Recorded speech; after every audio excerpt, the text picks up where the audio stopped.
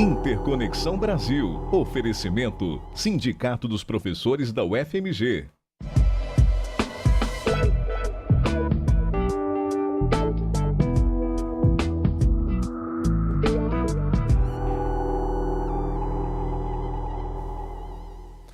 Bem-vindos a mais um programa. O tema de hoje é formação da subjetividade no mundo contemporâneo. A formação da subjetividade e da personalidade está sempre relacionada ao contexto histórico em que vivemos. Por isso, para entender o processo de formação da personalidade, precisamos ficar muito atentos aos sinais dos tempos. Do ponto de vista internacional, vivemos o desafio da globalização da economia e da quarta revolução industrial. Do ponto de vista interno, o Brasil vive a sua mais grave crise desde 1929. Ela atinge todos os aspectos da vida humana: o emprego, a renda familiar, a qualidade de vida, a dinâmica das famílias e o tono vital das pessoas. Nesse programa, vamos analisar como formar a nossa individualidade e mantê-la nesse contexto. E o nosso convidado é o professor Carlos Dravin, psicólogo, professor da UFMG e da Faculdade Jesuíta de Filosofia e Teologia. Bem-vindo, professor, é um prazer tê-lo aqui novamente, né? Obrigado, Domingos. É um prazer também revê-lo e a gente conversar novamente. Sobre um tema tão interessante, né, e ligado a essas transformações aqui. Com tantas mudanças tão aceleradas, que paradigma nós podemos ter de referência para a gente criar ou manter a nossa subjetividade? Bem, a ideia de paradigma, né, é modelo. Né? Paradigma é sinônimo para modelo.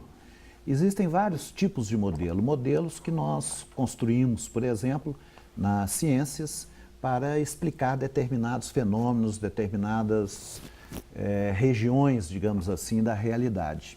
Esses modelos são modelos intencionalmente construídos. Mas quando nós falamos modelos para a subjetividade, nós pensamos nos grandes referenciais simbólicos da cultura. Perfeito. Esses referenciais, eles não são construídos intencionalmente, igual se constrói, por exemplo, um modelo científico. Claro. E a grande dificuldade é que, atualmente, os grandes modelos, os grandes referenciais simbólicos da cultura, alguns autores chamam de metanarrativas, não é? Porque as narrativas são aquilo que nós falamos para nós justificar. São versões ou as narrativas que se fala hoje, né? Isso. Para justificar um fato político. Isso, mas nós somos seres narrativos, nós narramos Perfeito. o tempo todo. O tempo todo. Não é? Se eu encontro alguém, por exemplo, num shopping, eu depois conto, eu encontrei tal pessoa, e a gente está narrando o tempo todo, e sobretudo nós estamos vivendo as micronarrativas das nossas vidas, Perfeito. as micronarrativas das nossas famílias, quando nós falamos, por exemplo, dos nossos avós, dos nossos pais, dos nossos parentes. Agora, as culturas têm macro ou metanarrativas. Sim. São narrativas gerais, dentro das quais as comunidades se encontram e sobre as quais elas se colocam. Sim. Quando essas metanarrativas, ou se nós quisermos, esses paradigmas ou modelos, eles entram em crise, então aí que se dá uma espécie de dispersividade dos indivíduos ou dos grupos. É o fulcro da crise. É o fulcro da crise. Só para que o nosso telespectador entenda, digamos, a religião também seria, digamos, uma meta narrativa. A religião... O cristianismo, o judaísmo. Isso. Todas as religiões, né? Nós, por uma questão de familiaridade, né, na nossa história, pensamos sobretudo na grande tradição judaico-cristã, na tradição bíblica, não é? É uma metanarrativa. É uma metanarrativa por quê? Porque é a partir da religião que as pessoas constroem suas escalas de valores, seus referenciais, não é? Suas normas, Perfeito. Para que nós possamos relacionar uns com os outros. Então, sem dúvida, a religião é um exemplo central das metanarrativas. Perfeito. Vindo agora um outro exemplo no campo da filosofia. A modernidade é outra mega narrativa. Seria?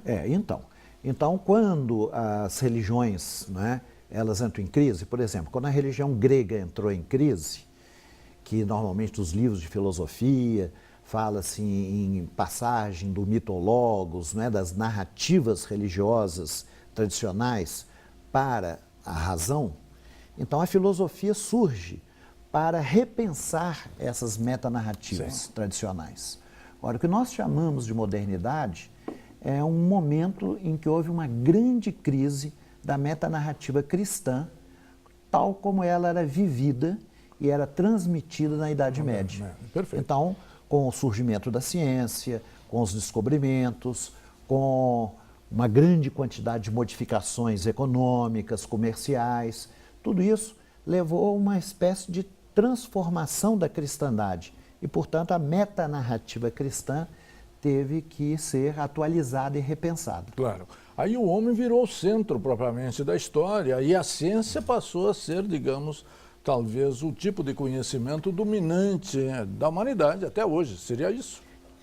A ciência passa a ser uma referência importante, mas a referência científica ela não é suficiente, porque a ciência está sempre voltada para a explicação de determinadas regiões de fenômenos. E do mundo físico, biológico, do mundo físico, do mundo biológico. Claro. Então foi preciso construir outros referenciais. Né? Então um dos grandes filósofos que vai pensar sobre isso é Kant. Ele vai dizer, existem vários tipos de racionalidade, não existe uma racionalidade só, que é a racionalidade científica. É óbvio que essa racionalidade é legítima, mas existem outros tipos de racionalidade. Por exemplo, a racionalidade moral, a racionalidade ética, que ele chamava de razão prática. Claro. E falar em ética e moral é extremamente importante para nós, porque uma das dimensões da nossa crise é também a crise ética, não só a crise política e a crise econômica. Mas nós trabalharemos no segundo bloco como construir a subjetividade no campo da pós-modernidade. Um instante só, voltaremos já. Interconexão Brasil. Oferecimento: Sindicato dos Professores da UFMG. Interconexão Brasil. Oferecimento: Sindicato dos Professores da UFMG. Bem-vindos, nós estamos trabalhando a formação da subjetividade no mundo contemporâneo. No primeiro bloco, nós situamos a formação das subjetividades, que é sempre relacionada a um contexto histórico. Fizemos referência à religião e também à filosofia com metalinguagens para explicar propriamente a formação da subjetividade. Nos referimos também à modernidade e já deixamos no ar que vamos trabalhar a formação da subjetividade na pós-modernidade. Como analisar essa relação, professor? Pois é, vamos primeiro pegar o termo subjetividade. Né? Normalmente, nós pensamos subjetividade como um indivíduo concreto, né? Quando a gente fala aquele sujeito que está andando ali, né? Nós podemos apontar e apontamos para o indivíduo. Mas a palavra subjetividade, ela traz consigo um significado que vem do latim, que é subjectus, que é colocado sob. Sim. Então, subjetividade, o indivíduo se transforma num sujeito humano, quando ele é colocado sob uma lei, sob um conjunto de normas. Então, a modernidade, diante da crise do cristianismo que nós estamos conversando, vai criar novos ideais, ou, como nós estamos falando, novas metanarrativas, que são referenciais sobre os quais o indivíduo se coloca para tornar sujeito humano. Nesse sentido, quer dizer, é uma ética laica, né? É uma ética laica, é uma ética secularizada, como, por exemplo, né, a ideia da república, né, o ideal republicano. A república é res publica, ou seja, todos nós estamos numa comunidade política e nós só podemos nos realizar como indivíduos nos submetendo, nos sujeitando a esses ideais, por exemplo, democráticos, republicanos, do bem comum e assim por diante. Agora, na sua pergunta, né, quando se coloca a questão da pós-modernidade, O grande problema é que esses ideais modernos, eles foram desgastados quando nós chegamos na nossa época, na nossa contemporaneidade. Perfeito. Então, o que acontece? Se o sujeito é aquele que subjaz, que é subjectus, que está sob uma lei, o bem comum, algo que ultrapassa, se isso é o sujeito, se esse bem comum, se esses ideais estão corroídos, então esse sujeito vai se transformando no indivíduo psicologizado, que é o individualismo, que é um dos traços da pós-modernidade, é uma espécie de exacerbação do indivíduo, dos aspectos psicológicos, dos aspectos particulares. Isso coloca um problema imenso, porque se os indivíduos eles ficam voltados para os seus interesses particulares, para os seus estilos de vida, ficam voltados, por exemplo, para os valores mais próximos, apenas da sua família, dos seus amigos. Se isso ocorre, como é que nós vamos viver em sociedade? Claro. Por isso que um desdobramento da crise da subjetividade na pós-modernidade é o desdobramento político. Político é polis, é bem comum, viver junto. Viver juntos. Isso que é. Política é viver junto. Nós entramos exatamente no coração da crise brasileira, porque nós aqui temos uma crise ética, uma crise política, e nós temos também uma crise econômica simultaneamente, né? E as pessoas em casa estão praticamente sem referência para pensar o Brasil, porque ninguém esperava, depois praticamente de 29 anos com a Constituição Cidadã de 88, nós entrássemos numa crise dessas, onde exatamente nós não vislumbramos, digamos, um horizonte para o povo brasileiro. Como pensar e trazer, digamos, a crise também no contexto da subjetividade, professor? Pois é, então vamos pensar, nós falamos um pouco abstratamente, né, genericamente, sobre a formação da subjetividade. Agora, como que isso se dá concretamente? Quando uma criança nasce, não é, ela nasce como um indivíduo não é, frágil, um indivíduo desamparado, Sim. que precisa do apoio dos pais. Agora, os pais vão apoiar num primeiro momento. Não é? Freud, por exemplo, ele tem uma expressão que ele chama Sua Majestade o Bebê, porque ele está sendo cercado de cuidados. Perfeito. Isso é muito importante. Claro. Agora, depois, esses pais têm que ir colocando limites, porque esse indivíduo só vai se transformar num sujeito humano, ou seja, num cidadão, ou seja, num participante da vida coletiva, do bem comum, se ele estiver submetido às normas, aos valores, às leis. Sim. Ora, o que nós temos visto no Brasil, quando a gente fala, por exemplo, da corrupção, quando a gente olha com essa imensa tristeza, né, para o comportamento dos agentes públicos, que não são apenas eles, né, porque é uma crise global, mas quando a gente olha especialmente para os agentes públicos, que eles deveriam encarnar os ideais republicanos, né, o que nós vemos? Nós vemos o quê? Eles se apropriarem da res pública, se apropriarem do bem comum, privatizarem, né, aquilo que deveria ser, né, algo do interesse coletivo. É isso que é a corrupção. Né? A gente poderia dizer assim, é como se no clima do individualismo alguém pensasse, por que eu tendo acesso a tantas riquezas, a tanto poder, a tantos bens, eu vou deixar de me apropriar disso? Eu serei bobo? Serei otário? Ora, essa mentalidade, que às vezes se encontra não apenas nos agentes públicos, mas disseminada, essa mentalidade, ela é uma mentalidade que impossibilita, né, a vida social. A vida social. E essa vida social, a semente dessa vida social, ela é plantada nesse processo educativo, quando os pais estabelecem referenciais normativos, simbólicos, valorativos para as crianças. Perfeito. No terceiro bloco, nós continuaremos a analisar o impacto da crise na vida das pessoas, na sua subjetividade e também na realização dos seus sonhos. Um instante só, voltaremos já. Interconexão Brasil. Oferecimento: Sindicato dos Professores da UFMG.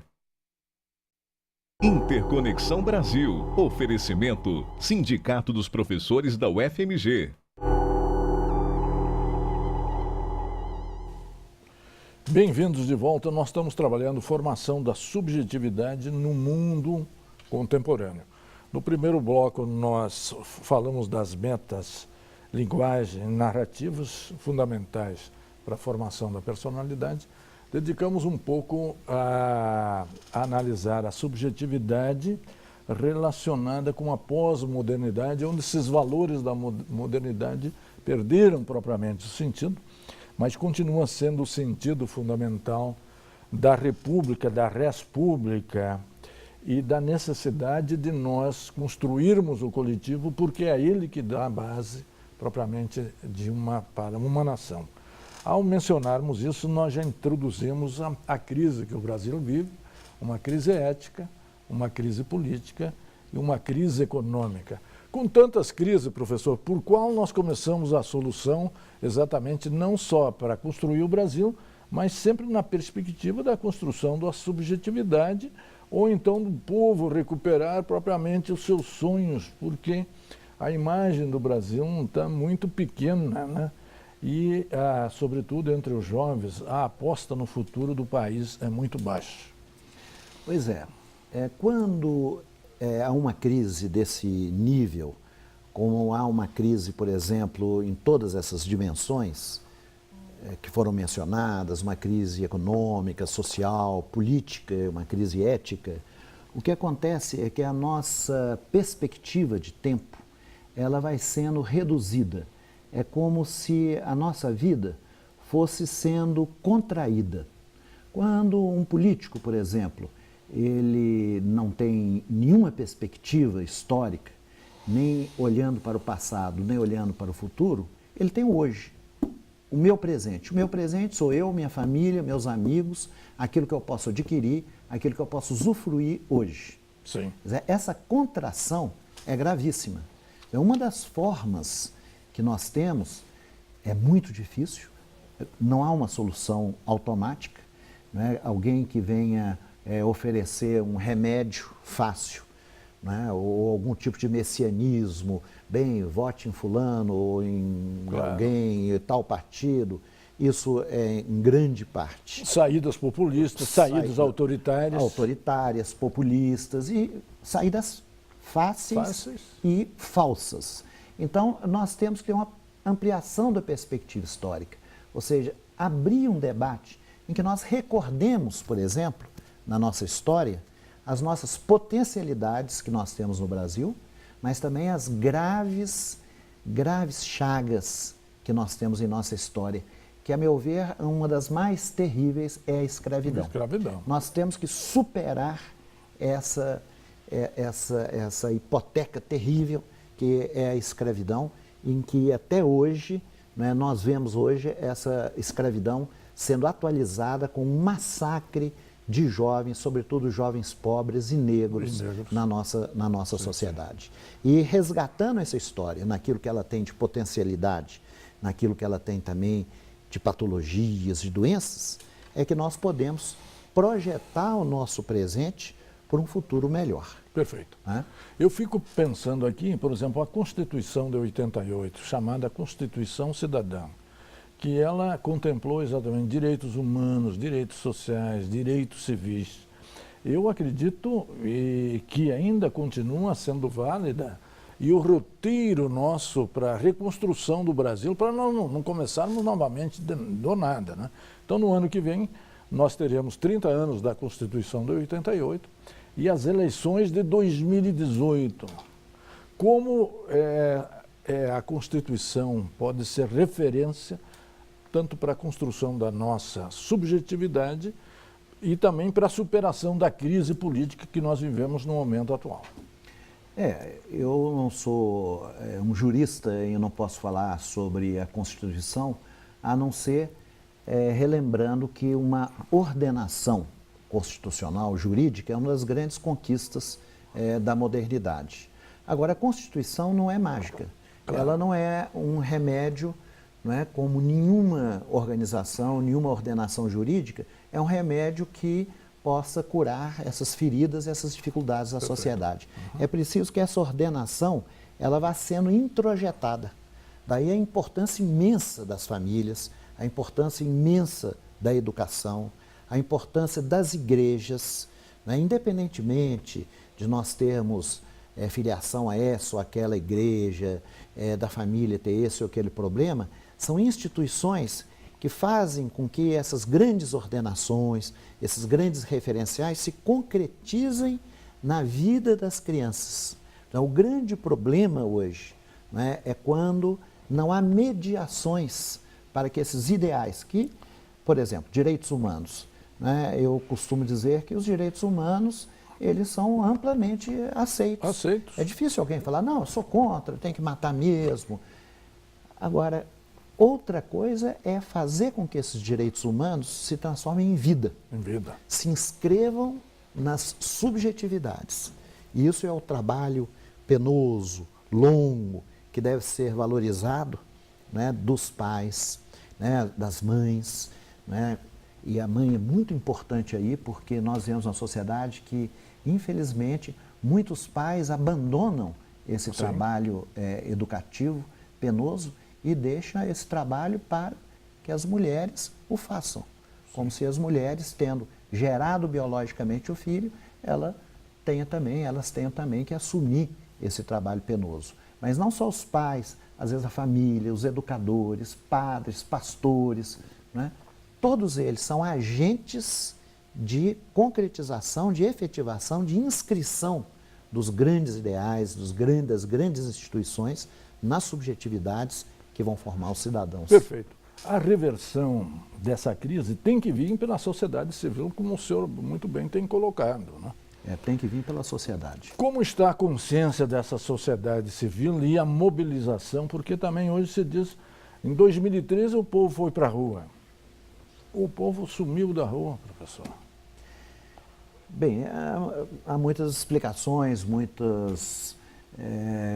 eu não sou um sociólogo, nem um analista político, né, para falar sobre isso, mas eu acho que há uma certa descrença, um desencantamento, que é exatamente uma falta de perspectiva de futuro. Sim. É uma falta de perspectiva de futuro, uma desesperança em relação ao futuro, um desencanto em relação ao presente, isso é desmobilizador. Agora, eu acredito no potencial político, mas o potencial político não significa que cada grupinho, cada indivíduo, cada tribo comece a gritar os seus slogans ou querer discutir nas redes sociais para impor o seu modo de pensar. Sim. É preciso tempo, por isso que é difícil. Há um tempo que é o tempo da reflexão, um tempo da maturação, que não é reagir, não é falar diante de qualquer acontecimento, as pessoas começam a gritar, uns dizendo sim, outros dizendo não, a favor, contra, é preciso dar um tempo. Claro. E a intolerância na nossa sociedade está num nível elevadíssimo, não é isso, professor? Está num nível elevadíssimo. A intolerância é exatamente o indivíduo que imagina que ele está no centro do mundo. Sim. Ou seja, ele não torna-se sujeito.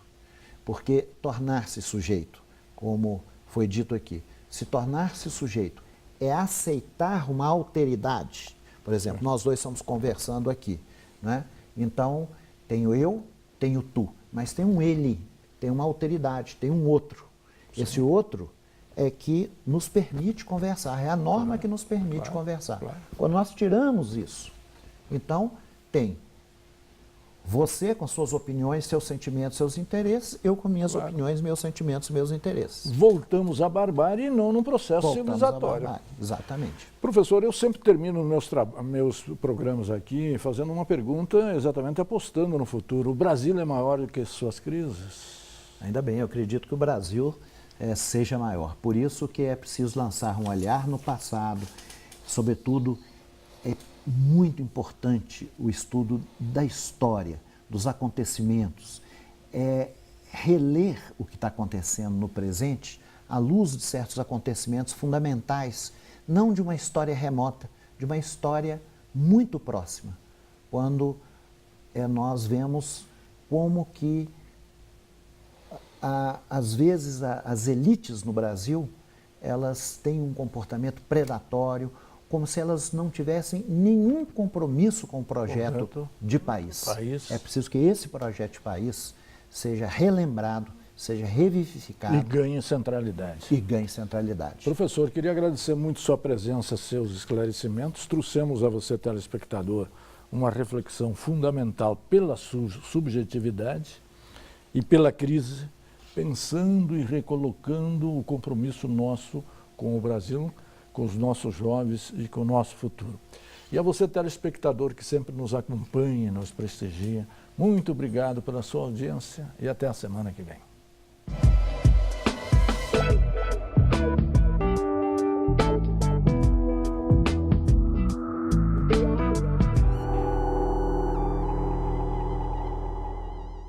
Interconexão Brasil. Oferecimento: Sindicato dos Professores da UFMG.